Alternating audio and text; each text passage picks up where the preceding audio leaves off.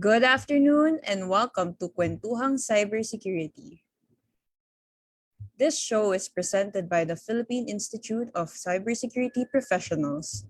Today's episode will be about cybercrime and digital identity.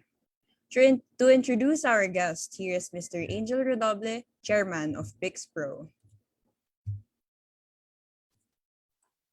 Good afternoon, everyone, and welcome to our Kwentuhang Cybersecurity session for this week at July 16, 2021. So today, we have a very interesting guest. His name is, please correct me if I'm wrong, his name is Sean Baker. Did I say it right? Sean? That's absolutely correct, Sir Angel. All right. So call me Angel. Don't call me sir. So Sean Baker, he is a security analyst and threat research at F5. And he has been a developer and systems engineer, solutions architect, and security advisor, right? Is that correct, Sean? That's right. And he firmly believes that cybersecurity is a collective responsibility. That's very interesting because that is also our belief. We have to be very collective about cybersecurity. And his current role at F5 Labs, his research focused on digital identity, which is our topic today, and fraud and modern application architectures. So he writes on IT security at f5labs.com if you want to, if you have time to visit, f5labs.com. And has co-authored a red book, oh, very interesting, red book on access management deployment patterns. So his works pivot on boosting security with visibility, intelligence, and automation. Everyone is focused on these three areas. So Sean has designed identity systems for major financial institutions, very interesting, and government bodies, and has released a gamified learning platform for application and programming interfaces security. So for everyone, F5 is an application services provider, services provider focused on delivering secure applications whenever applications may be residing, making digital transformation faster, safer, and smarter. So in our environment, we are heavily using F5 to make sure that we are able to enhance our cybersecurity infrastructure and our cybersecurity posture. Welcome everyone, and I hope that you will have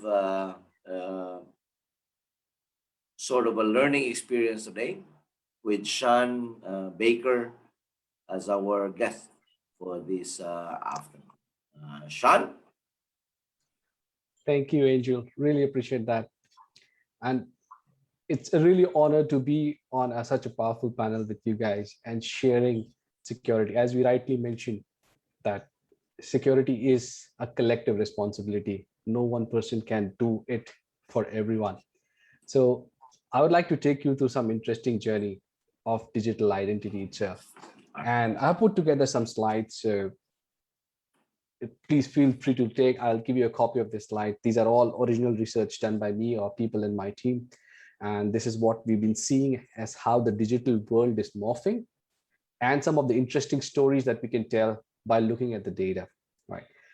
So I have prepared this deck in a way that it addresses us as a normal consumer of the various digital services, as well as an enterprise which is looking at securing any of these services. So there is I have tried to put something for everyone in this particular slide deck.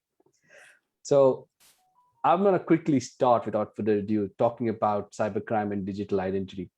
And I'm going to state the most obvious that everyone knows as to set the benchmark. And this is what we are going to say. Any organization, if a person wants to consume services from the organization, in the olden world or in the physical world, what used to happen was the organization used to hire some people to analyze, understand the people. So if you're going to a bank, there will be a teller who will actually ask you for your passbook, who will actually ask you for details to verify it.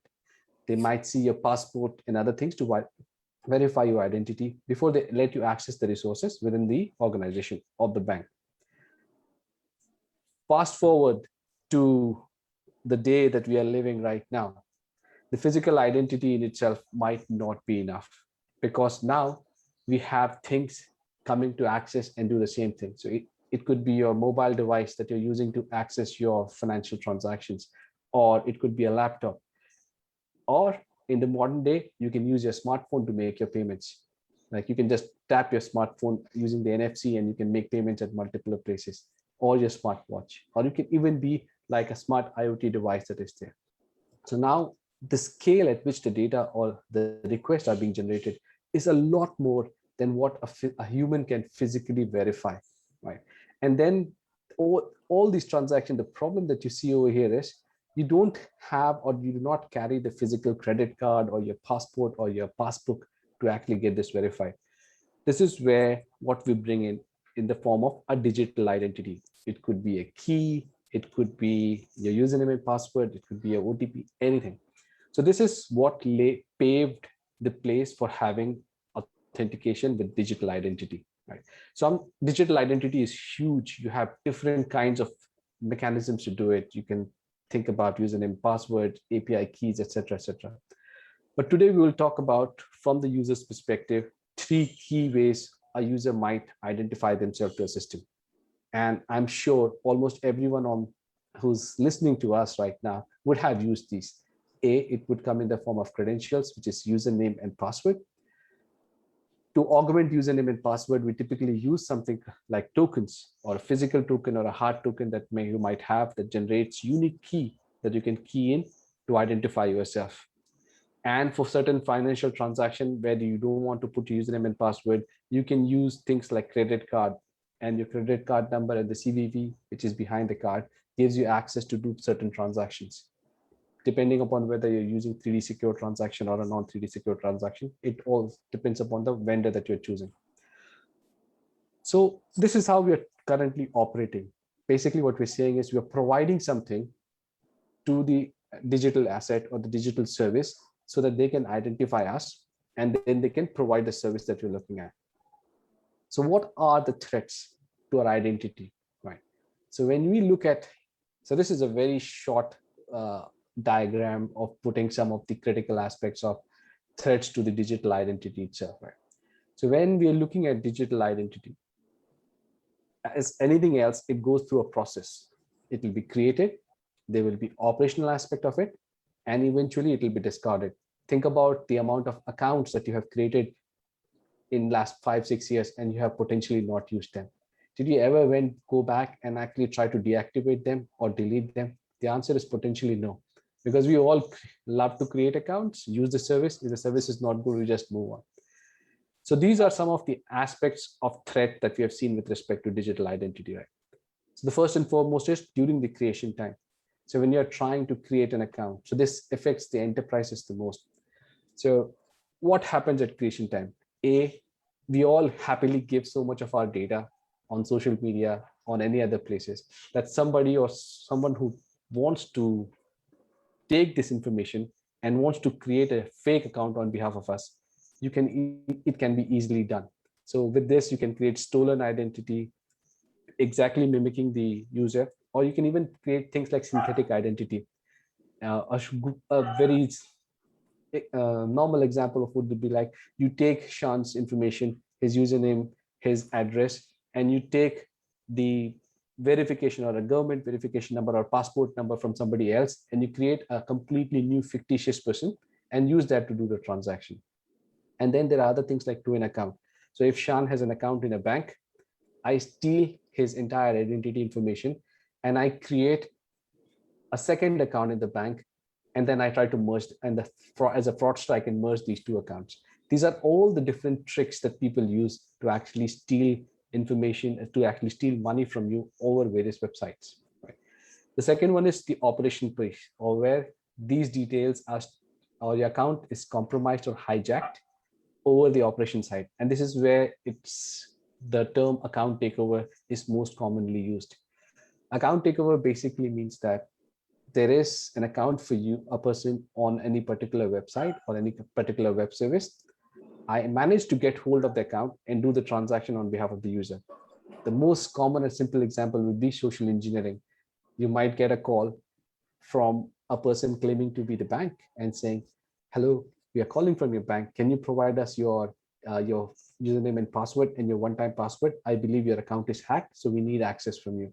So these are various ways in which phishing, smishing, all these techniques are used to actually get over the account. And at times you also see that it's the easiest way to get the credentials, but people are using additional tricks. They're using technology to work in their favor to take over account as well. For example, credential stuffing. And I'll go in detail about credential stuffing and some of the attacks later on, because there are good aspects that we need to understand with respect to passwords. Because there is a thing that everyone thinks that my password is safe. My password, I have so many characters, I rotate them, etc., etc. But what we fail to understand is, if I reuse my password across different websites, it is a completely different layer of threat, because not every organization saves or stores the password in the exact same manner. I have a very good example for you to share just coming after this slide. And the last one in the life cycle of identity is basically the dormancy piece. So typically we don't think about what happens to the accounts if it has gotten in a dormant state, because out of sight, out of mind kind of stuff, right? But dormant account can also be taken over, and they can actually really cause a lot of pain to the actual account owner itself, right? So the means in which a dormant account can be taken over would be A, insider fraud, or B, stolen information. So what do we mean by insider fraud? So I can give you an example of a country and the banking system. It went through a major overhaul or a change, and people needed accounts to convert certain status of their funds. So it's a complicated situation, basically saying that in a country, people needed dormant banking accounts. And the reason why these banking accounts were needed was because somebody was trying to convert illegitimate money into clean money. And to do that, they needed accounts that could be validated. So what they did was, it was an insider account job. There were some people who were involved inside it. They figured out the list of the dormant account, reactivated them, brought the illegitimate money in this account, and then taken it out. So the account owner really never got any information about it because it's a dormant account, but they managed to do it. So that's why dormant account is also a problem, because it helps in taking out or converting illegitimate money to legitimate money, and it can act as a mule account itself. The other way it can be reused is by using stolen information and just saying that, okay, I have an account in the bank. Here is my passport number. Here is my other identity information. Can you help me get the account back? So these are all different tricks that is operational right now. V8 Labs, FI Labs basically see all this happening, both in an automated fashion as well as manual tricks being used to do this. So that's what we have over here, right? Identity is the core for us to establish the services that we want to get from an app, from any particular enterprise. But at the same time, this particular identity gets hammered by the hackers, by the fraudsters, using all these different tricks to bypass the controls that they have put in place. So now let's look at some of the, with this in the background, or this information set. Now let's look at some of the interesting aspects of the research that we did, and some data points that we have with respect to identity related attacks. So remember, in the previous slide, I talked about account takeovers and credential stuffing being used as a vector to do account takeover. So this is the research that we did this year. We published this year in 2021. It's an year worth of data of the research. So there is huge amount of data inside it. You can actually see from the numbers as we go through it, right? So what we did was we took 4 organizations, 2 large banks and 2 major e-commerce platforms. And then we wanted to see how people are trying to use bad or stolen credentials on those particular websites. So one of the easiest way that we know to find stolen credential is to look for breach information or breach data. So in the year 2020, January, there was a major dump of username password that was released. It was called Collection X. There were some billions of creds inside it, right? So it was difficult to track all those amount of credentials. But we took these 4 organizations and then we ran our test on it to see what do we see over a period of 1 year with respect to the credentials being used. So as we said, it's a 1 year worth of data across 4 major websites. So we got 2.9 billion hits. That means 2.9 billion credential sets were used on this particular website for authentication purposes. So interestingly, out of the 2.9 billion, we found 9 million of them were coming from the Collection X. So as we said, Collection X had billions of username and password. It means that some people were still using the username and password, even though it was exposed, even though they knew it was leaked, etc., etc. There could be many reasons, because let's not forget, not everybody has the same hygiene for their password as well. So out of the 900 million, right? So we knew that this happened, right? It's a fact that people reuse password and it happened. But then there is a problem that this brings to an enterprise trying to secure its application, trying to secure its users from fraud, right? And that is what we want to see with respect to this, the small chart that is in front of you, right? So out of the 900 million, 610 million was used legitimately by the customer. So it's users like you and me whose password has been breached. We still have not changed our password and we're using that credential to get inside the system, right?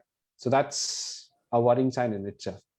And then 370 million minus 80, so whatever number that is, was only used by attackers, basically saying that this is bad, you can cut it out, because there was automation on it, there was bad username and password, there was old password, etc., etc. The most worrying section of this particular, the whole idea of this experiment came across this overlap of 80 million users. So we figured that 80 million credential sets were used both by good guys and the bad guys. In short, used by both fraudsters as well as the consumers itself. And this is where the problems really start, because now it's a gray area. Just by providing a username and password, you will not be able to identify whether it's a genuine user or it's a fake user. You need a lot more context to actually isolate this bad guy from the scene. So we went ahead and we said, okay, this experiment was good. We found good information about it. We found the overlap. And then now we wanted to show the exact fact that how this gray area or this 80 million credential set can actually be a problem to a lot of organizations. So which brought us to the next part of the experiment, wherein we now, instead of looking at 4 different websites, we focused on one particular website which was having a lot of traffic. And we wanted to see how they were coping with this attack vector and how the bad guys were actually trying to capitalize on this. So first and foremost, this organization had a very robust defense mechanism, and which can be actually seen by the numbers that is right now on your screen. So they saw close to 2 million malicious username password attempts. It's not 2 million number of requests, it's 2 million credential set. That means 2 million pairs of username and password being used. The number of attempts were a lot more. Out of this organization having the best-in-class automation detection solution and fraud solution, they managed to weed out 99.95% of automation, which is what we really expect as a security solution to be. But since there is still a set of users who don't change their password, or it's difficult to identify them from good versus bad because of what we saw in the last chart, there are certain times the system would say, okay, I am not too sure of this transaction, but I'll let this through because it seems like a genuine user. So out of the 2 million, we only saw that 999 pairs of username and password were allowed to go inside. So by the look of it, most people would say that is success by itself. We had 99.9% of threat traffic actually being eliminated from the system. So yes, we also expected the same, right? But then we started to slice and look at the problem from a very different perspective. And this is where we went ahead to the fraud team of the organization, and we tried to pull out the fraud that the system has actually seen. So the fraud team is also quite effective. They have been trying to look at all these different kind of transactions and to bypass to block them as well. But they still saw 1,681 fraudulent sessions. So this is 6 months worth of data. 1,681 fraudulent transactions or sessions being formed inside the system. Now, out of this 1,681, we tried to see how many belong to the user who were in the 999 list. Remember, we had this red circle saying that these 999 were let through. Interestingly, 70% of the fraud in this particular system came from these users who were in the 999 list. And this really tells us where the problem lies. So the hackers have the means. The hackers have the means to get all the credentials that they have. They have the means to automate everything that is there. Testing 2 million set of credentials is no easy feat because every organization has some kind of defense mechanism. But even with that, they managed to actually get through those 999 accounts. And those accounts led to the most fraudulent sessions within the system. And if you look at the monetary transaction wise, this led to some 373K worth of financial transaction that the guys tried to do. This was an e-commerce platform where the normal ticket item ranged between $20 to $30. Thinking about that, they actually managed to pull out a lot of money from the system, is that what I would say. So that's just one way of looking at it, right? Like one, when we say security is a responsibility cut across multiple people, organization, etc., we see that when somebody makes a mistake and other people are trying to still do the right thing, because of the mistake percolating, fraud happens and people lose money, organization lose money, etc. But this is the next part of it that I would like to share, right? As in any security person that you talk about, or any CISO or any person who is in security, the first thing and foremost thing that they will ask me or challenge me saying that is, okay, we saw the username and password, but this is exactly why we put things like multi-factor authentication in place or risk-based authentication in place. And this is where I would like to share some more interesting research that we have been doing, which basically talks about multi-factor authentication and what hackers have been recently doing to actually bypass some of those attacks or bypass some of this multi-factor authentication that organizations put in place. First and foremost, I would like to talk about an interesting marketplace, which is called Genesis. Or before we go into Genesis, I'll tell you what the attackers are trying to do itself. Because we want the user experience to be good, the user experience to be pleasant, so that when they're doing business with us on our e-commerce platform, we try to not make their life living hell by trying to put in username and password and OTP every time, everything that they're doing on a website. Technically, what we try to do is we try to generate a cookie and with analysis of the threat aspect of the device, and we give the cookie to the user, and he or she is able to use the cookie to get the website or to access the services. So these are basically privileged session cookies that we are actually keeping on the machine. Now there is a darknet marketplace which is actually dealing very specifically in these kind of stuff. It is called Genesis. On the left hand side, I have taken a screenshot of it, which I took a few days ago. And this marketplace currently has 2,300 bots, which is actually targeting Philippines as a region. That means your banks, your favorite social media website, your favorite Bitcoin exchange, etc. Everything is in there, which is basically saying that if I buy any of them, I will go to this particular website and I will tell you how exactly it will work, but I will be able to steal some of the privileged cookies. This darknet marketplace, right, is actually quite effective, and it has a recent. Me personally, myself, have been tracking it for about 1.5 years. The marketplace has been existing for 2+ years, and now we are seeing active attacks that have happened using these tools and techniques, especially this Genesis marketplace. So in one of the case, right, very recently there was an attack that happened at EA Sports. I'm sure most people would have heard about the company called EA Sports. It makes your favorite games. What the hacker did was, in this particular attack vector, they went to Genesis, they found a user device, and they knew that they had access to this internally used Slack channel from there. And they used that channel to actually raise a ticket to the support saying that I lost my phone, can you generate a new OTP for me? And since it's coming from a trusted Slack channel, they generated an OTP and gave to the user. And now the hacker who was impersonating as a user had an OTP to access the site, and they managed to download the source code for Frostbite engine and other important things within the system. So that was one way I saw this particular marketplace came into news very recently. But we have been seeing this marketplace being used regularly against major banks, major government sites, etc. So to think about it, right? Like, how does this particular attack vector work, or what is this particular marketplace trying to do?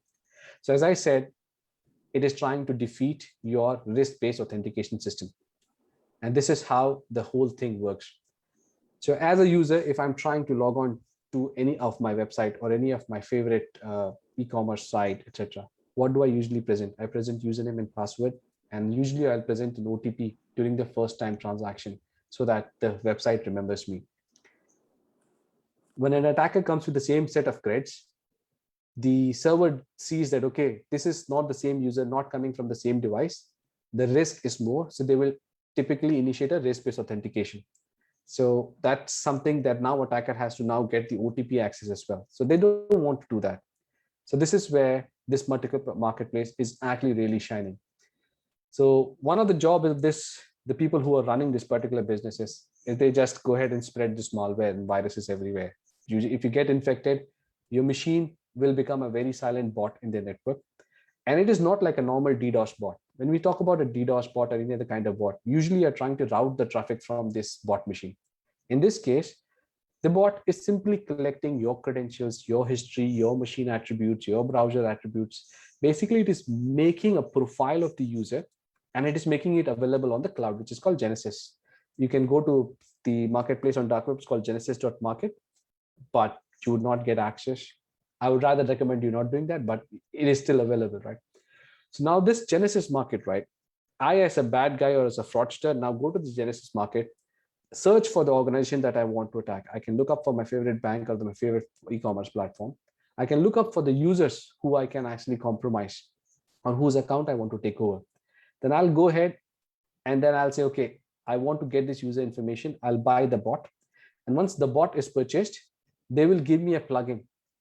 So once I install the plugin on my browser, that's where the magic happens.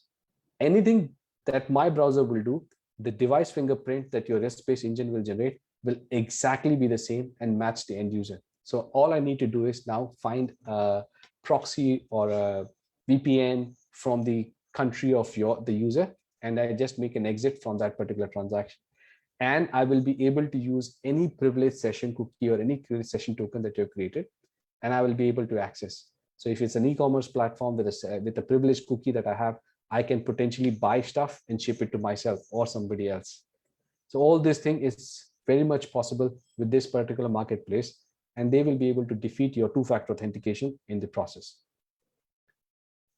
Other vector that we have been seeing is, which has become a little bit more popular right now, is real-time phishing proxies. We all have heard about phishing, right? How phishing works. Phishing simply works by, I copy a particular website, I create a new domain, and then I ask people to come and log into my domain. The look and feel looks exactly the same.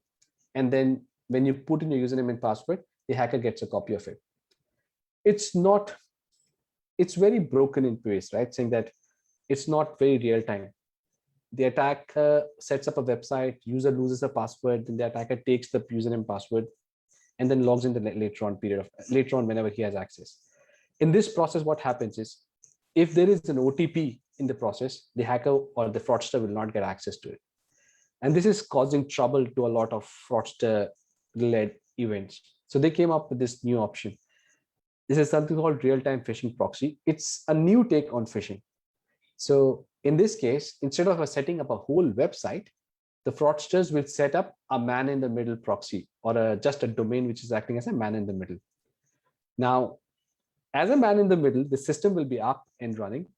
And say if you're going to abcbank.com, they will create abcsbanks.com or some typo squad for a phishing domain, and they will do the standard phishing attempts to get people log on to the click. But the way it differs over here is, right, when a person clicks on the particular link, the person would be hitting a man in the middle site. The man in the middle is basically proxying the actual original website. So if you're going to your favorite bank or your favorite e-commerce platform, it is actually getting you content directly from the platform that you're accessing. But since it's in a man in the middle, it's a layer 7 access to layer 7 traffic. It can not only collect your username and password, it can get the OTP and send it to the hacker, as we're seeing over here, or it can actually manipulate your transaction on the fly itself. And that's what we are seeing as an active threat that is happening within our Asia Pacific region or ASEAN region itself. So let's take a quick look at one of the place where we saw this attack, and we actually looked into some of the transactions that went through. So as I said, it's just phishing which has morphed to actually cater for multi-factor authentication, right? And we saw a rise in attack in APCJ as well. It happened in ASEAN. It has happened in Australia. Two major play regions where I have actually saw this attack actually going through. But there was something very common in the attacks that we saw. So we know, right? Bad guys can have access to username and passwords. They can have access to OTPs, etc. They can have access to a lot of information. But the thing that they really lack in scaling is unique devices. We're not talking about VMs over here, because when we are trying to look into clear traffic coming in, if you are seeing a virtual device coming in, usually it's like an indicator of compromise. So to increase their effectiveness of the attack, fraudsters also want to use something that comes very legitimate and very close to what a human is. So they will try to use normal devices, normal machines, normal laptops, normal phones, etc. This is where what we saw was that in this particular case, the fraudsters gave their presence away by seeing the number of devices that they were using. So in one case, in the attack that we're tracking, we looked at the five of the top 5 devices. And if you look at the way they were using, one device associated with 4,127 unique IDs, making 55,000 logon attempts. So now this tells you how you can actually identify the problem, and can tell you how you can know, or an enterprise can know something is going wrong. This makes the whole virtue of saying that you should be able to identify a device correctly more valuable and more meaningful, because we saw that once we analyze this, we know that this is the problem, and we try to make, in our case, we try to look at this problem and we try to put countermeasures on it. We saw that they tried to switch, then the number of devices become 307, unique IDs become 307. So we were quickly able to identify this, and we were able to block these kind of attacks as well. So this is something that organizations need to think of when they have these kind of attacks coming in, or you see a real-time phishing kind of attack happening against your websites. So since we have to leave some time for questions, so this is my last slide, which is basically the key takeaway for the discussion that we had today. So first and foremost, hackers, fraudsters, all kind of bad guys will have an increased focus on your digital identities, because as more and more businesses are moving online, this is where they will operate, and this is the easiest thing for them to get inside and cause the maximum damage or maximum gains for themselves. So we should be mindful of where we are leaving our credentials, where we are leaving our information, etc. Even though I talked about multi-factor authentication and how attackers are trying to bypass it, I am a firm believer of MFA. Wherever possible, you should actually enable MFA on your websites, be it personal or be it in enterprise level accounts. And most importantly, don't click unknown links, unknown attachments. I think this is something that almost all of us know. Use HTTPS. So these are user level guidances that I was talking about for securing your identity. With respect to enterprises, I would rather say that there is a greater need to monitor intent, because all bots are not bad and all humans are not good. Humans also have bad intent, and they augment bot to bypass your security solution as well. Security convergence is definitely needed because of the example that we saw when network was able to block something, but what they thought it was okay, it actually led to a lot of fraud. So if network and fraud teams can talk to each other and they have a common lingo and they have a common dashboards and platform, they will be able to block attacks better. Multi-factor authentication is again repeated, but it basically says that MFA should be implemented properly. MFA should be tied to transaction. We should move away from yesterday's model where we used to have concept of step-up authentication. That means once you step up, you're privileged and you can do anything. So instead of having step-up or privilege session, it should be more transaction type. And there has to be a focus on understanding the behavior and building anomaly detection models. So I believe identity is the key for opening our services to a greater adoption. And both end users as well as enterprises have an equal role to actually protect these attack vectors. So with that, I would take a break. I've been talking for the last 35 minutes, and I'll send it back to Sir Angel if we have any questions or queries, or if there are any burning questions on the data that we presented, I'll be happy to take. Thank you, Sean. That was a very comprehensive presentation, and it's very timely because our community is experiencing this kind of attacks on our vulnerabilities. But before we go to the questions, I think Darrell here has a question. But before that, Oscar Bisaya, good afternoon. Magandang hapon sa iyo, Oka. And Mia Miraples, good afternoon. And Arv Ignacio, magandang hapon din sa iyo. B-Boy, para magkasama lang tayo kanina. Si Jennifer Jutiktan, good afternoon. Joe, magandang hapon, Joe. And Pidoy Jr., he's saying that was a good deck. That's good. And and for our first question, so our friend Daryl, good afternoon. So what are your thoughts about the security of the fast-growing consumer blockchain applications and games? That's a very interesting question, right? So blockchain in itself has a lot of, if you look at the implementation of blockchain, if you're looking at the hyperledgers, or I don't know what exactly which one you're looking at, they have a native security built into these platforms itself. So depending upon what implementation you're looking at, they will have their own security controls. But if I want to add something on top of it, or where I have been seeing most of the attacks right now, since it's everything is related to cryptocurrency side that are coming through, is with the applications. You know, blockchains, you can run something called as distributed apps, or dApps as we call them, on top of the blockchain. They have similar problems to what our traditional applications have. And a lot of times we have seen that these distributed applications, or the applications which are consuming from the blockchain, they are used as a weak link to get inside and then do the malicious transaction as well. So if you're evaluating a blockchain, evaluate the native blockchain capabilities along with the applications that you're building on top of it to consume the blockchain information. I hope I answered the question. Daryl, was that the answer is good enough for you?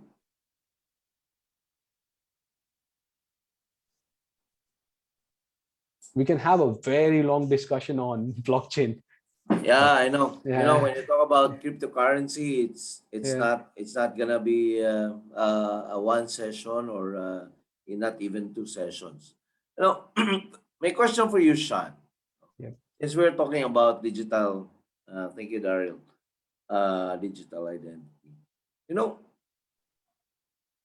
well, majority of our users in cyberspace are becoming more and more digital, and we also have seen an increase of compromise of digital identity. You know, Sean, I tried to do a research about you in Google, and I can tell you I have more sufficiently enough information about Sean Baker, and I Yes. could probably create a digital identity about you. How are we gonna protect ourselves from all these um, probably highly sophisticated attacks on our being? I mean, you, me, and everyone in cyberspace. So that's a very important question that I have been asking myself. Like my job, my role, and my position as speaking professionally, there is a lot of people who are actually projecting my information out, saying that, hey, listen to this guy, he's going to talk about it. If you search or Google me, you will find multiple of my pictures, you will find multiple of my information, you will find a lot of information about me. But so far what I have tried to keep is my personal and and professional life separate. It's not that difficult to connect them, but it still gets connected, right? So yeah, the first thing that I'm trying to do is I keep my financial and personal information a little bit separated and segregated from the other aspect of it. And I do manage, this is again an information to end users who are actually trying to secure their individual identity, right? What I've done is every of my account, or the one account I feel, they are all on single sign-on, multi-factor authentication. They have notification when there are new logons. I know it's problematic, it's difficult, it's a little bit more cumbersome to get inside it, but then I have made sure that my accounts, the email accounts that I own, are all having this. And there's a reason why I did this, because like few years ago, somebody was desperately trying to get onto my my Gmail accounts, and they keep on logging on. And then like the only thing that protected me from my accounts getting hacked, or whatever you can say, that was the multi-factor authentication that was enabled on it. Yeah. And this is where we ask a question to yourself. You have personal private accounts, right? Gmail. Did you turn on multi-factor authentication on it? And the answer for most people would be no. And when I was doing enablement session just for normal users, not as a professional, but as a community service, I was talking to people about cybersecurity. I was trying to show them that, you see, this is possible. But they say, my password is so complicated, you can't guess it. It's not in a dictionary. That's when I said, okay, I should not be showing you this, but I'm going to show you this. I opened up the dark web. I went to a website and I said, can you give me the password for this particular person? And that's when the person really got surprised. He said, okay, I have heard people telling me that this happens, but when you went to the dark web, I showed him the person's actual username and password on that particular website. And I said, this is my free account. You think what I can get with a paid account or a paid service as well. So that's what I would really say, that on a personal front, take the longer route, enable security, enable multi-factor authentication, because your data will be shared. And this, all the friction that you're adding for yourself is also being added for the bad guys as well. Sean, Yeah. uh, I, I'm always interested to know how vendors are contributing to the improvement of our security. Before I ask you the question, we have a question. Wyoming Labrador. How will you protect your system in bypassing WAF attack? So the Let me answer that question for very quickly. Your system, if it's present in the OSI layer 7, 5, 6, and 5, then we can talk about web application Wow. firewall. Right?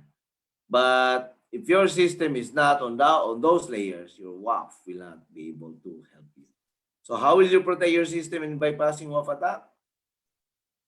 You just need to make sure that your WAF is robust enough to prevent, bypass.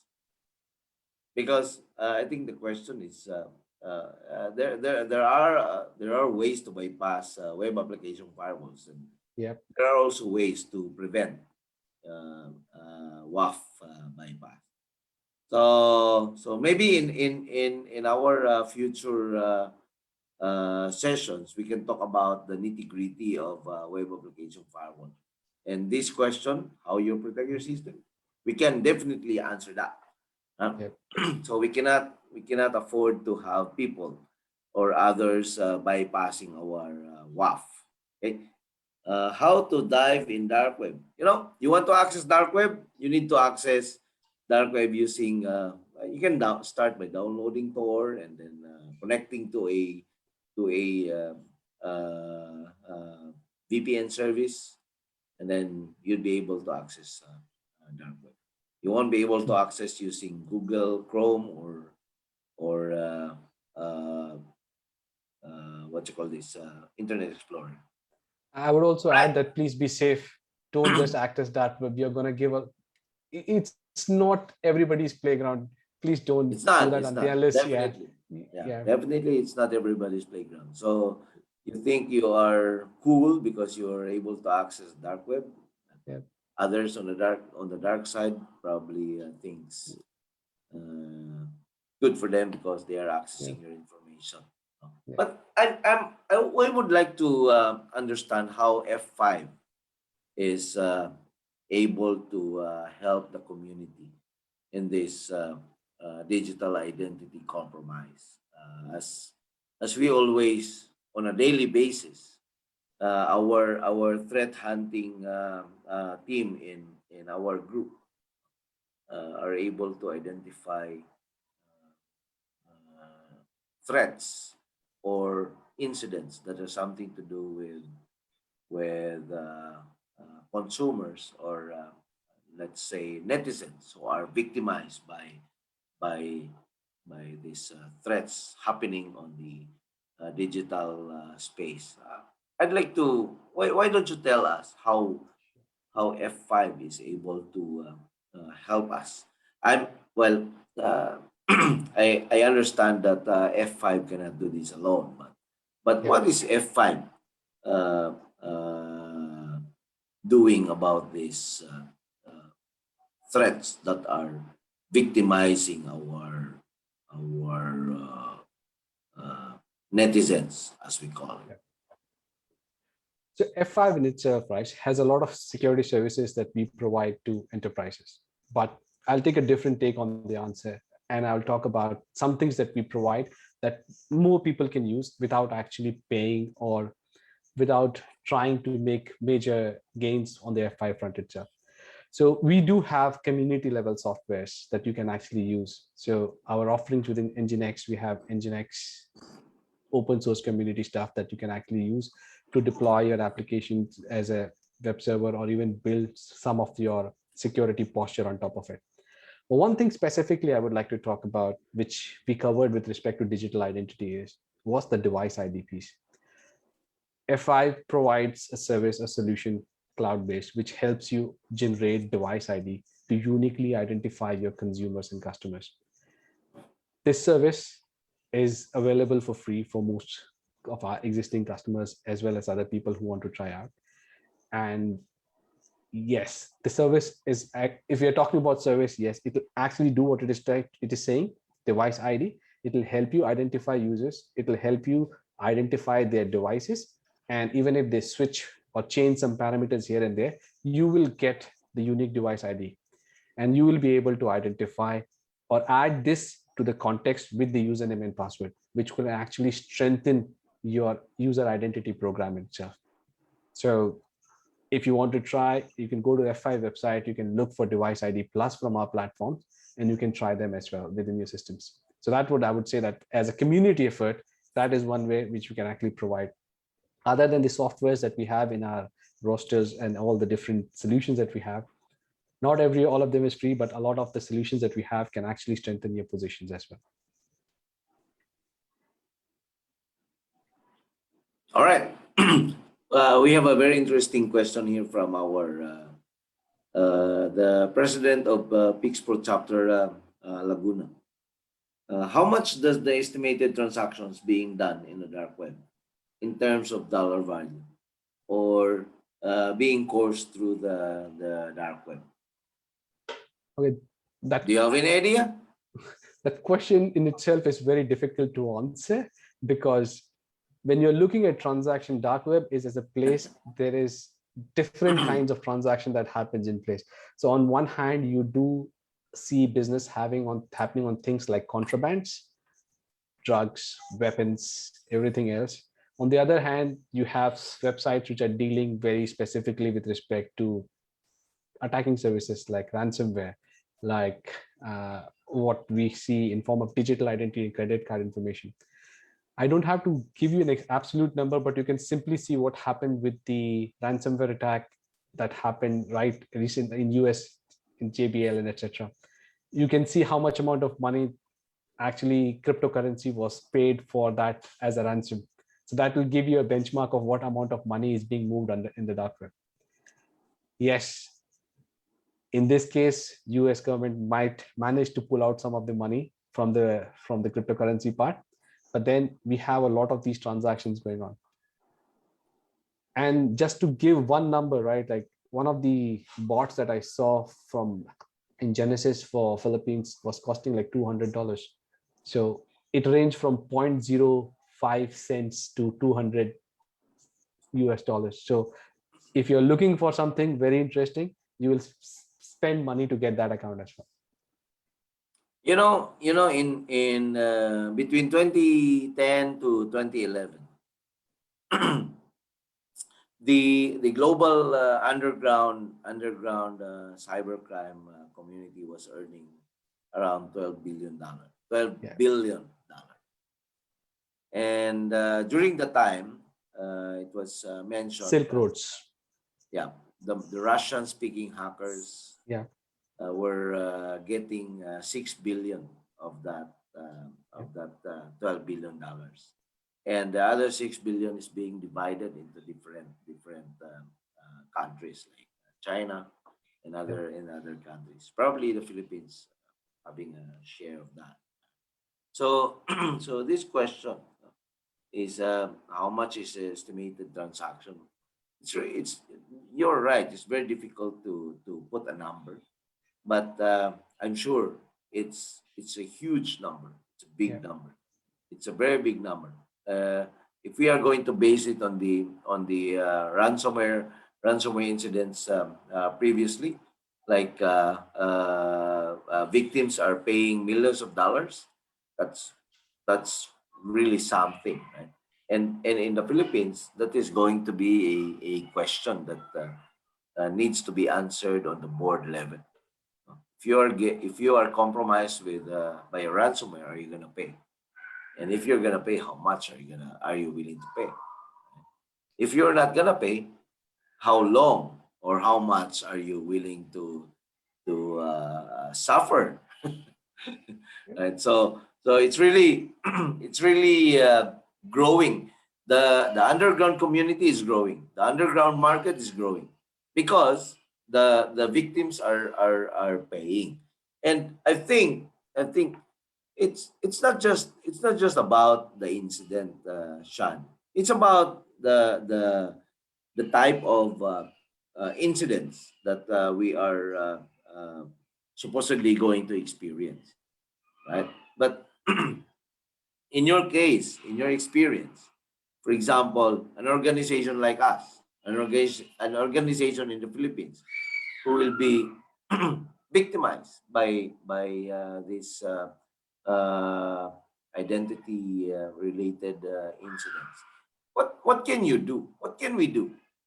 What can we do about all these growing threats against our digital identity? So As an enterprise or as an organization, when we look at digital identity, we have to, I believe, some of them I mentioned in my slides earlier, we have to move to the next step, saying that it should not only be one factor, and you should move to multiple factors, that we're talking about something that you know, something that you have, something that you are, kind of stuff that you can make to build a strong digital identity platform. That's one aspect of it. Secondly, we should try and associate these identities with as much as context that we can add to the system. So device ID is a good start, saying that, okay, now I not only have this user's information, I also know this is the device that the user comes from. And there can be other collateral information saying that this is the person who came in from this IP address, this location. So now what you're trying to build with this data is you can build a really good model wherein if certain amount of things change, for example, I logged in from Manila last night, and before 6 a.m., the next log on is coming from, say, Ukraine. So these are some of the traditional checks that we used to have. You can actually merge them with the existing identity and device information in another context, and you can make your model a little bit more better to actually identify any anomaly. So that is one thing that I would like to really recommend for people to start working on with respect to digital identity itself. Then there are things like identifying intent of the traffic that is hitting on your website. So I made another point saying that not all humans are good and not all bots are bad. You would need bots to come into your system because you need the search engine optimization. You need service to service communication. So you will have automated transactions coming to you. So you cannot cut all of them off. So if you're putting an anti-automation solution, you'll have to give some leeway for these kind of services to come in. But at the same time, we are seeing the advent or the use of human labor farms, because most organizations, if they are worried about the level of automation on their website, they typically put stronger and anti-bot or anti-automation solutions. And this is where the human aspect is of this particular vector of crime is used, wherein there are organizations that hire people who think they are doing an actual real job, and their job is basically to get an Excel sheet of username and password or Excel sheet of transaction, and they will go to a particular website, they would be given the information, and they will just key in the information and verify, okay, username is correct, credit card number is correct, etc., etc.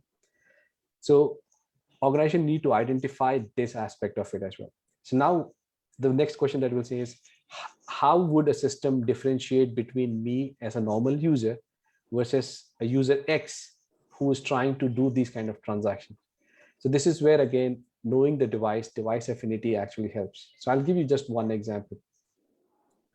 As a normal user, we have seen with all our different customers and all the different organizations that we work with, for a bank, typically, the affinity of accounts to a device is 1:1.2 or 2 maximum. That means one device will be associated with one or two financial services account or one or two accounts, basically saying that it's me, my partner who's accessing the website. But whereas when it same thing comes to a huge device, wherein you will have 100 to 1 kind of configuration, that means hundreds of accounts are being used from a single device, that is telling you that there is a bad intent over there. That means telling you that the user, even though he's a human, is actually a malicious user. So you will have to cut them out as well. I'll give you one also very simple example. We all use websites, or we all use, say, banking platforms or e-commerce platform. How many times have you used the actual website in like only right corner of your website, or in your screen, only right hand side of your screen has a panel for your username and password, or panel for your e-commerce platform? Not much, right? We'll typically use the entire real estate that is provided by the screen. But for fraudsters, right, they have to check a lot of devices. So we have also seen a trend wherein the left hand side of the screen is an Excel sheet or something that they keep. On the right hand side is the actual e-commerce platform or actual banking platform. And how do we detect them? We see the mouse will go out of the browser, copy something, come back to the browser, paste something. That is also a telltale sign. So this is just one of the way that I'm telling you that you can identify a bad intent. So these are the kind of things that we need to understand, analyze, and actually will help us stop bad bots as well as bad humans. Thank you, Sean. We have a before we go to the question of Pix Pro Laguna Chapter President John Chavez Arceo, Police Lieutenant Colonel Ann Maribel Salaya. Good afternoon. Magandang gabi. Dito pala, good afternoon ngayon. She is online and watching us. So John is asking, no, in the course of the pandemic, how many percentage of increase from pre-pandemic period have you monitored in terms of cybercrimes such as ransomware, digital theft, phishing, or cyber squatting? Do you have that data? Do you have that kind of a survey? We have data from our own, so we have our own DDoS services and anti-fraud services within FI itself. So I can't give you the data with 100% assurance saying that we saw 100% increase in phishing attempt or not, but I can actually tell you that we have data. It's on our website. It's on filabs.com. It's the phishing and fraud report for 2020. And if I remember correctly, we had seen around 100 to 150 to 200% increase in phishing attempts that happened last year. I am quite sure I'm in the ballpark range because I don't really remember the exact percentage number. But if you head on to filabs.com and you look for phishing report 2020, one which was released this year for the last year, you will see this information over here. We saw a significant amount of increase happening in DDoS compared to what we saw in non-pandemic period. And we saw 100 to 200% increment in phishing attempts that also happened. And the person who has asked the question, if you can drop me a note, I can actually give you the actual data after the session as well. For us in in our organization in the Philippines Institute of Cybersecurity Professionals, before the pandemic, we have and after the pandemic, we definitely have the data on the increase of cyber attacks that are launched against the consumers or the users. While we maintain to have a strong presence in terms of attacks against the infrastructure, but we have seen an increase on the attacks against the consumers, like the users, like what we have. And I think it can be attributed to the fact that it's easier to compromise those who are working from home because they are connected to a very vulnerable network called the home network. So probably the attackers, instead of trying to attack an organization that is adequately protected, they are now trying to attack users that are connected to the home network. And as we know, the the pandemic pushed to have workers doing work from home, and not only that, even our kids, are doing online schooling, and this is really something that is pushing everyone to be online more hours of the day, and therefore exposing everyone to be very vulnerable. So attackers are able to compromise our information, and they sell it to the dark web.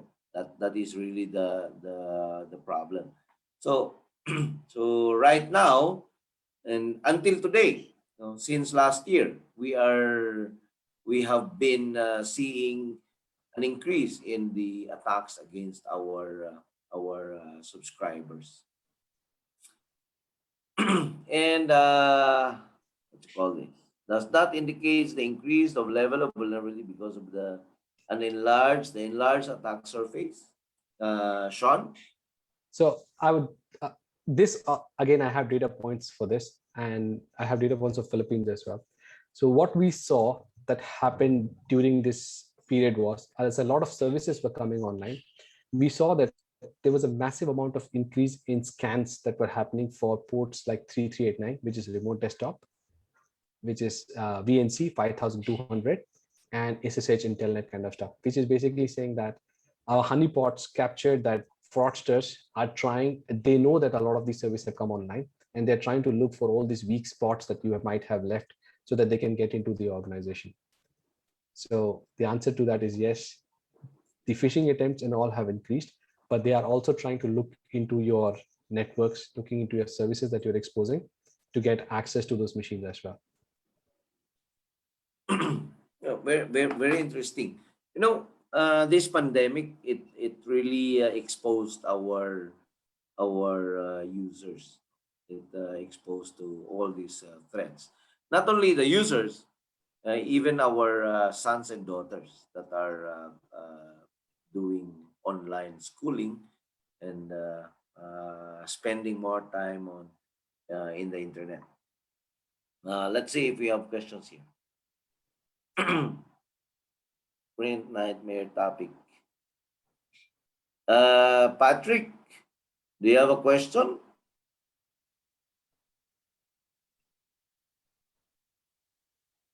I don't understand what he was trying to say. Print nightmare topic naman, para marketing strategy ulit. Okay. Anyway,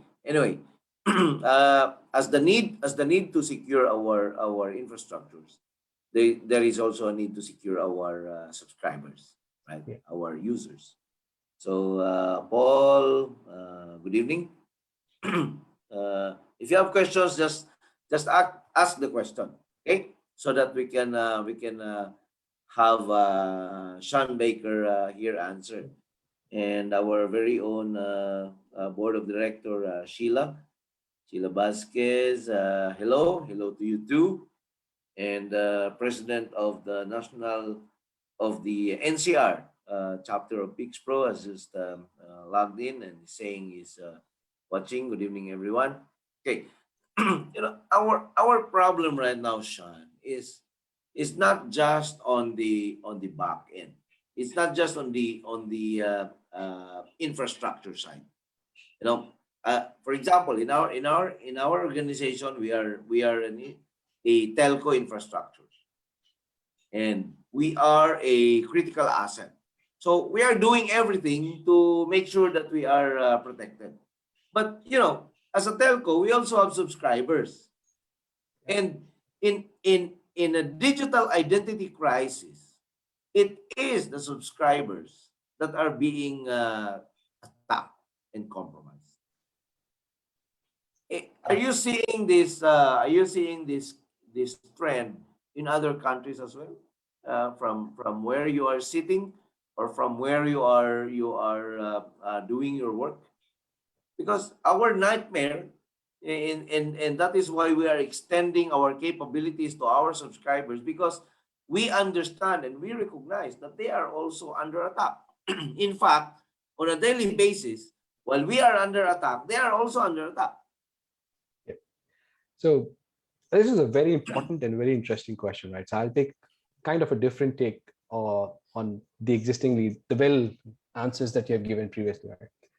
So yes, there are two parts in this ecosystem. We have all the servers, all the different solutions, all the different resources that organizations put in, and they have every possible solution that you want. Or security solution is already in there. Things like a firewall, things like a web application firewall, anomaly detection, etc., etc. On the same side, what is trying to do is basically trying to protect anyone to attack you directly and come inside within your organization and steal data from you. So that's one layer of attacking, right? Is it possible? Yes. Can people still do that? Does misconfiguration happen? It still happens. The hackers are able to do it. Will there be a 0 day? You cannot protect a 0 day from happening. It will still happen, right? But this enterprises and organizations are taking sufficient amount of protection which they can to protect against these attacks. At the same time, with the advent of digital and everything going digital, what we see is we are opening up our boundaries in a secure manner for the end users to come inside and do transactions with us, right?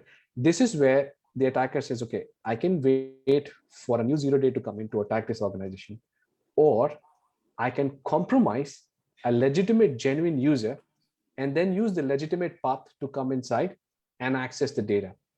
So end goal is still the same. The hacker will try to find the weakest link and come inside. And when it comes to all the different regions that we're talking about, I'll talk about, without naming a country, a major identity database for the government in a country which has billion of users as the population. So you can potentially guess.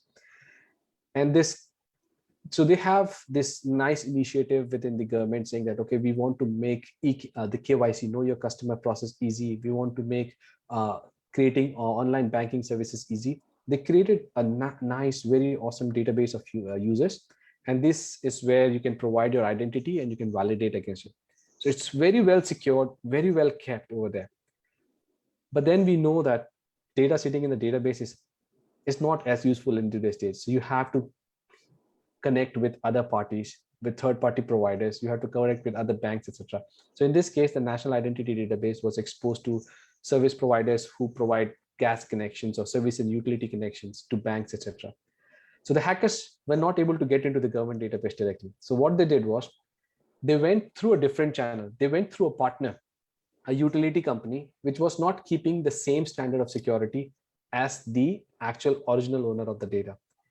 And they went through the partner, and then they managed to pull down the national identity database as a part of a hack.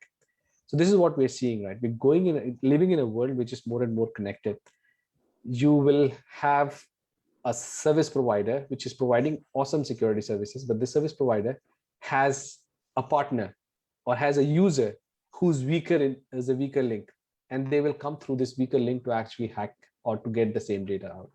So be it your users, because we're going slowly, what I'm seeing is we're all moving towards an economy where there is, if you have heard about the terms like open banking, open data, open government, these are all actually catching up a lot in all the different digital ecosystem. And this is where I will see that more and more attacks will be coming from outside by compromising a partner or by compromising an end user. And it is happening right now as well. Thank you, Sean. Yeah. Very comprehensive. Yeah. We have a question here again from our Pitch Pro Laguna chapter president, John Chavez Arceo. On anti-child online abuse, what should parents and guardians be on the lookout to prevent online predatory attacks? What are the red flags, and what should teachers, professors do or not do to prevent exposing the students from the risks? Will you be able to? Do you have any idea about that, Yeah. Sean? Yeah. So And before you answer that, yeah, before you answer that, Mia, in addition to Ms. John's question, how can parents help as well? Yeah. This is a very important question, and I have been asking myself. So as a practitioner of security, I have been asking myself this question. I'm father of 2 kids myself, and my kids are hooked to the computer, to the devices. No matter how much I ask them to do other stuff, they will still be on their phone. They don't have a phone. They will borrow the phone.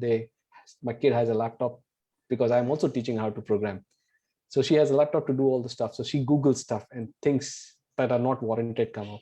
So I'm worried about this. So the first and foremost thing that I, as a security professional, have done is I have a good firewall and a good filtering solution at my home.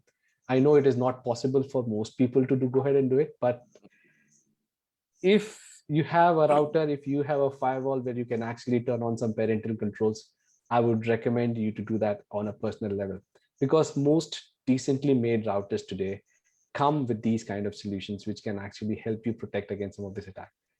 But then once again, you're taking a fact that you might have these kind of controls. So I have a full-blown firewall. I use some of my services which is available to actually stop my kids to go to certain amount of these websites. Secondly, on my kids' device, they are not allowed to access. So once again, this again works in my favor because I know how to configure a firewall. I know how to configure all these home devices. My kids' machine cannot go out to normal Google. They are going out to the safe version of Google's search. They are going out to the safe version of YouTube as well, because potentially whatever they want to learn these days, they will simply go to the YouTube and they will search it for themselves. So that's one level of security that you can build for yourself, if you can, within your home, by turning on kids filter, URL filter. If you don't have the knowledge to set up a firewall, at least ensure that the devices with the kids have access to, they don't have access to the normal version of Google. They have access to Google, which is designed for kids. So because there are services that like that, you will not be able to search anything widely on that. So that's one way of saying stopping them. The other thing that I would like to say, yeah, you go ahead, yeah, please. go ahead. The other thing that I saw last year was in Singapore, where I reside with my family. We saw when homeschooling was at its peak, we saw a lot of Zoom bombings were happening and stuff like that. So that's when I again, at that point of time, wrote an article, talked about it, saying that it is important to understand and identify the importance of authentication. You can't just keep things out there and you expect nobody to come in. A very old attack vector, which is called as war dialing, I'm sure, Sir Angel, you would be aware of it, right? Was used to actual Zoom bomb. Just iterate through all the numbers. Eventually, you will hit a Zoom meeting ID and you will be able to get inside. Put an authentication on it to solve some of the problem. It is a bigger problem. I believe I can break it down into multiple more points, but I'd like to stop over here right now in interest of time. Sean, I think Yeah.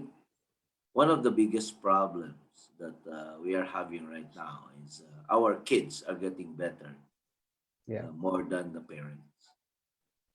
That's So true. we try to put them in a box. All their accesses are restricted. Even create a new account from them. But in my experience, with my son, he's able to hack whatever controls you put in place. that, that is a I'm sure problem.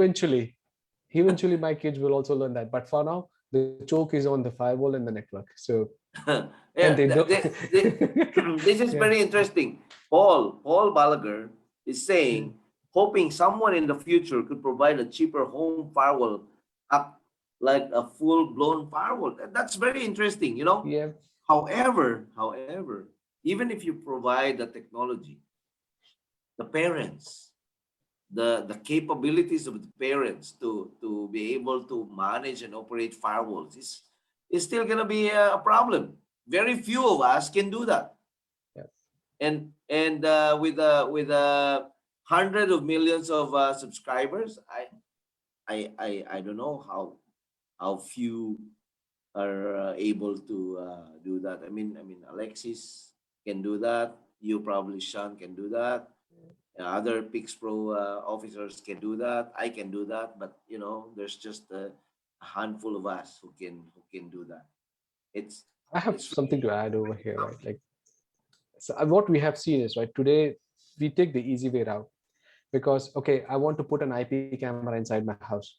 I'll buy an IP camera, I'll plug it in, and I will probably just give the Wi-Fi details, and the camera is automatically live on the internet. We never asked the question, how did it actually happen so easily without any problem? And this is where things like firewall breaks. Like, my wife is a designer, she does not look into IT the way I do, right? And her, like, when my kids were younger, her prime thing was, if she's at work, she wants to look at the home, she should be able to turn the IP camera on. And if the firewall is coming in the between the way, she would like to take the firewall out immediately. So that's how most people look at it, right? Because we want to get something and we know IT can help it. And we don't think about security that much. But then I can say, for my experience itself, the few days that I ran my house without a firewall, two of my cameras got infected by a malware.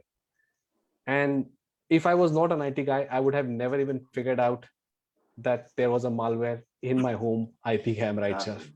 Yeah. exactly the point, right? Exactly the point. Yeah. Our Yeah, kids are getting better. Our kids Yeah. are getting better correct. faster than we are Yeah. getting better. And imagine, Correct. imagine, imagine the other parents who are not into this kind of stuff that we are into, and there's majority of them out there. Anyway, Patrick Uh, Sulit here. I'm sorry, many of Windows users nowadays are very worried about the print nightmare. Would this be a marketing strategy by Microsoft to introduce a new Windows app? Maybe yes, maybe no. However, I think if you are a cybersecurity professional, you would want to consider this as an issue. In our case, if, if it's a security issue, we're going to take care of this issue. Whether it's a marketing strategy by Microsoft, we wouldn't know that because we are not we are not from Microsoft. Patrick, maybe you want to call Microsoft yourself. You know, ask them, is this something that it is going to be a prelude to launching a new version of Microsoft? You know, but Patrick, me, and others, we probably hate Microsoft before, but it's let's just accept the fact that the society, majority of the society, are using Microsoft. And if this is marketing issue, let's settle this in a way. Maybe we can invite the country head of Microsoft of the Philippines next time, and then you can ask that question. Are you are you are you just doing this for a marketing strategy, or is this really something that's because it's very, I mean, you have a point, bro, you have a point. You're probably using this as marketing, or you don't have a point because it's really a nightmare and they're not using this for marketing. But I will try to invite next time the head of Microsoft Philippines so you can ask the question. And when that happens, I don't want you to ask a question writing down the question. I want you to be part of this, and then you ask the question. All right. So B-Boy, the head of F5 Philippines, what do you think is the role of regulators with regards to digital ID? That's a very good question, B-Boy. Diba magkasama lang tayo kanina? So, Shan, what do you think is the role of the regulators with regard to digital ID or cybercrime? This is again a very interesting question because we personally at F5 have asked this question, and we ran a survey for this to actually analyze how different people feel about the role of regulation or role of government or regulators when it comes to cybersecurity. And we have seen over the region, right, that there are different sectors have different views on it. For example, in Singapore, right, this is called the curve of convenience survey. So the survey simply tells us that countries like Singapore, where we see that people have more expectations on the government and the regulators to actually keep things under control and ensure that organizations are doing enough to actually secure their user and the user information. Whereas we had other part of the other extreme end of the research where we saw country like Japan, where people say that the responsibility of identity and cybersecurity sticks more with the end user and less with the regulators. So I would say there are different sectors, different countries, different regions, different expectations. But one thing is there for sure, because when it comes to confidential data, when it comes to personal data privacy kind of stuff, there is an important role that the regulator has to play, because it has to ensure that this data, that there are services that are being provided for free, it's not for free. It's basically collecting your data. This data should not be used against you. And if you are collecting this data, the end user should be able to have some control on the data, saying that how long does it live and who is actually using it. That is why why we are seeing, so I mentioned this term open data, open banking earlier. These are actually seeing a lot of adoption. For example, if you look at Australia, they have a regulation called consumer data rights, which is tackling this exact challenge, saying that how would a user data collected by any of the services, be it banks, be it utility companies, etc., will be used. Whereas if you look at Singapore, it's not a regulation, but it's a guidance. And people who want to provide these services will actually adhere to it. But but at the end of the day, personal data privacy law is still there. and you will not be able to, like, you cannot run away by leaking users' data. You'll still be held accountable. So I think there's an important role that regulators play in this space. Okay, well, Yeah. we still have a lot of questions here, but unfortunately, my friends, we are already 8 minutes, 8 minutes overtime online, and we hope to invite again Sean Baker next time, so we can ask more questions about this digital identity. Definitely, this digital identity is giving us an advantage in terms of transactions being done seamlessly, transactions that you don't need to be to be present in whatever office or branch of government agency that you need to be, and you can just do this online. But we also understand that this is um, giving us, on the other hand, a nightmare in terms of compromise of our personal information, and something that being sold in the dark web. So my apologies to our viewers, as we need to let go of Sean Baker. What time? What time in wherever you are right now, Sean? What time? So I'm in Singapore, exact same time as you said.